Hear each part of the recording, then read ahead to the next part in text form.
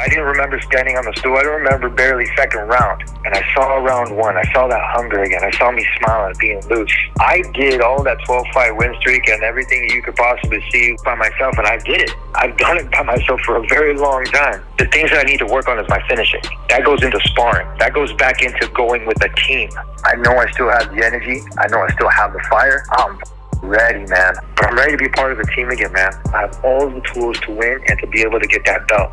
This was such a good interview, probably the best interview from Tony Ferguson. He was very coherent, very clear, and in such great spirits. I'm so happy to hear that. Knockout losses like that can discourage a fighter and even shatter them, especially someone who's been at the top of the game, seeing where he is right now. But Tony Ferguson yet again showing how strong his mind is. Coming off a knockout loss like that, and actually pretty honest with himself, such as giving the credit to Michael Chandler, knowing what happened out there. He said he felt good in the first round, he did really well there, and he ate a big shot that he didn't see coming at all. Now, he can't be honest with everything because he still does want to fight. He wants to compete, he wants to return, and in his eyes, he sees some big fights on the horizon. He's not sour about the memes, he's not sour about anybody saying, the humility he was talking about. It seems like he's just having fun again, and it wasn't just in the interview, even in the press conference fight week. There was a different aura around Tony. Before, it always seemed like Tony was very upset, and he made it seem like a lot of people were against him. But this seems like another Tony Ferguson, like a more mature version of himself, a more wise version of himself. If you guys want to check out the full interview, it's in the description below. I highly recommend it, man. There's a lot he talks about. So the thing I want to talk about is about Tony still wanting to fight, and not only keep fighting, he has his sights on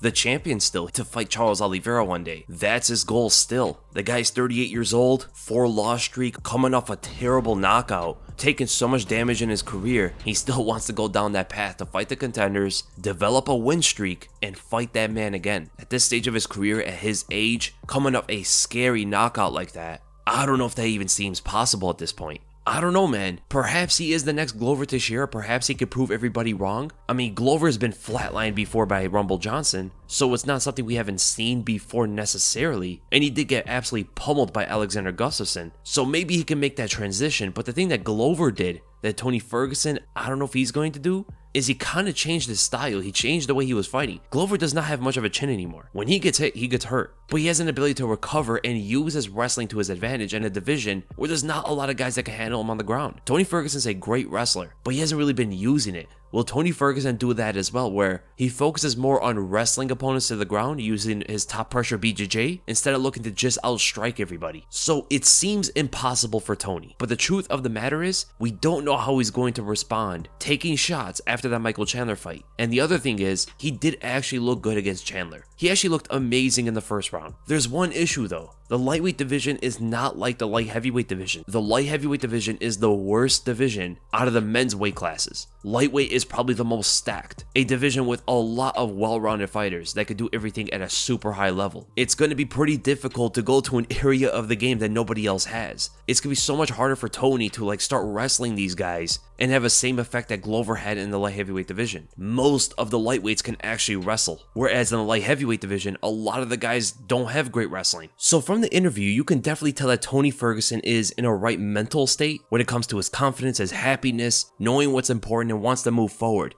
That's the thing, he wants to keep moving. So I could definitely see the drive that he has, the motivation that he has. I mean, many technical pointers he made from that fight. He was talking about how he did get knocked out. He believed that Michael Chandler, by defending a front kick, he threw one back, and that's called mirroring and striking. That tends to happen, especially in Muay Thai fights, where someone throws, let's say, a roundhouse kick to the body, the opponent defends it, and then they throw one back. It's very common in Muay Thai. So he believes that's what happened, but he never thought it would have came to the face because even Michael Chandler himself said he's never thrown that before. The other thing he was saying was he needs to finish better. He hurts these guys, but he has a hard time finishing off his opponent. And this finishing problem that Tony Ferguson potentially has, he believes it comes off the lack of sparring. Tony's been known throughout years to not spar that much, and also not being part of a team. I'm telling you, if he goes out and trains with Charles Oliveira, he will not have that problem. I mean, potentially at 38 years old, I don't know how much he's going to learn at this point. He might be able to finish better, but it's not like he's going to be an entirely different fighter. I don't see that happening. Now, with his seemingly inevitable return, Tony Ferguson is looking at getting part of a team. He actually wants to be part of a gym. The whole thing. Fighters there, sparring with them, being coachable, and not doing it all himself. One of the things you have to give Tony the most credit for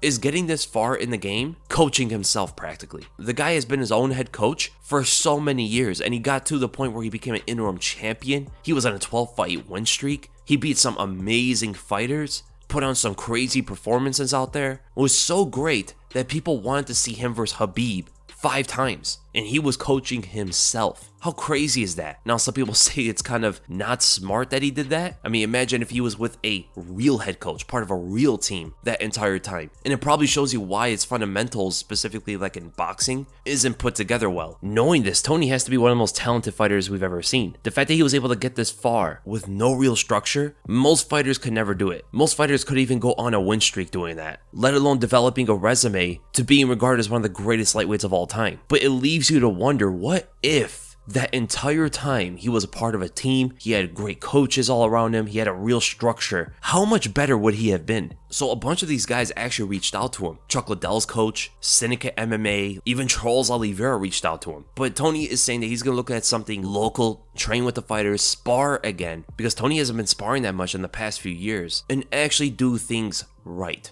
Do it by the book. We will see where that gets him, but the fact that he did turn down Charles Oliveira, which I believe probably would have been the best fit for him. Shoot the Box is a legit gym. They may go too hard in the sparring, and I don't know if that's going to be good for Tony. At this stage of his career, he knows how to fight, and he doesn't need the damage. Is perhaps why Charles Oliveira's chin is not that good. They have a reputation for going crazy in sparring, but the fundamentals they're able to teach you in striking is a wealth of knowledge for Tony Ferguson, man. That move would be so good for him. I mean, look what they did to Oliveira striking. Nearly perfect technique in everything he does. That's what Tony Ferguson needs. But he's turning it down, and I understand why. He said, how could he train with someone that's in his division, that he potentially sees himself fighting in the future? Maybe some things he's not too honest on, such as his physical abilities at this point. So Tony's mental state is 100% there, but perhaps his physical state, the ability to take a punch, may never be the same. The fact that he is 38 years old, and Tony's saying that he wants to come back soon. They gave him a 6-month suspension. I still think that's way too soon to come back. He was knocked out for minutes. It was a scary, scary sight. And he even said himself that he didn't even remember what happened in the second round. He didn't even remember what happened after he walked out the octagon sitting on the stool. None of that stuff. He said he came to when he saw his coach, I think it was probably in the back, and he knew there, because he didn't remember anything, that he lost the fight. That's how damaging that was, and I believe he said before this interview that he was waking up with headaches. I mean, of course he got concussed. Coming back in 6 months is not ideal, man. That is not what he needs. I mean, he's done this stuff in the past. Tony has a knack for coming back too soon and doing some questionable things that could hurt himself physically. It seems like he's not taking his health as a priority. For an example, when he came back 6 months after that knee surgery, and the other time where he cut weight twice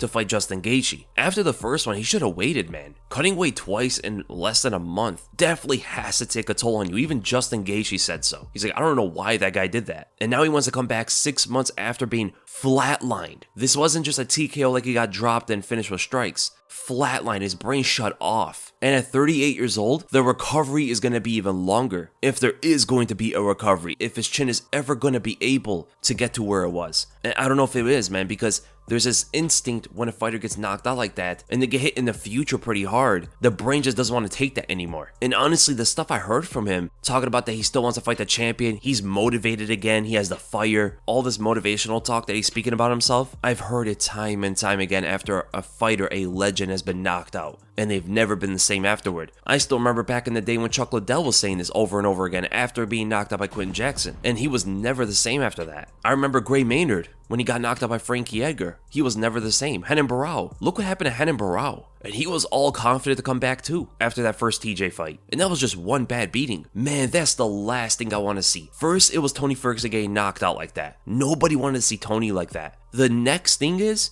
seeing what happened to Renan Barão happen to him now. A complete fall from grace. Because he didn't look bad in that first round. He barely got hit. He was defensively on point. More on point than I've seen him perhaps all the way back since he fought RDA. But he was pretty precise as well besides when he hurt Michael. After he hurt Chandler, he didn't know how to finish off the fight. That's actually something that Tony was honest with himself. He said he needs to work on finishing fighters because he's hurt many guys. But he never was able to capitalize on them and finish them quickly enough. Look how Charles Oliveira drops fighters and it's over after. He hurts you and it's done. He's one of the best finishers we've ever seen. But notice whenever Tony hurts somebody, he doesn't know how to capitalize on it. He gets kind of reckless sometimes and doesn't pick his shots. And so here's the thing about Tony Ferguson. He can still compete with some guys. Will he be able to beat the top fighters in the world, the Dustin Poiriers and the Gaethjes and the Michael Chandlers? Perhaps he could beat Michael Chandler with the right adjustments. It really comes down to how is he going to recover from this knockout. But against like Gaethje and Dustin and Charles Oliveira and Islam Makhachev, I don't know, man. Those are some difficult fights for him. But he could definitely compete with the Nate Diaz's of the world, with the Conor McGregors of the world, with the RDAs, these older legends. That's who Tony Ferguson could compete up against. And those are the guys he should be looking at. The money fights have always been there for Tony. I mean, Nate Diaz even called him out before, but for some reason it didn't happen. If Tony Ferguson were to call these guys out, that would be perfect for him. He's done so well competitively in this sport. But man, at 38 years old, by the time he returns, he's going to be almost 39. He might regret missing out on those money fights.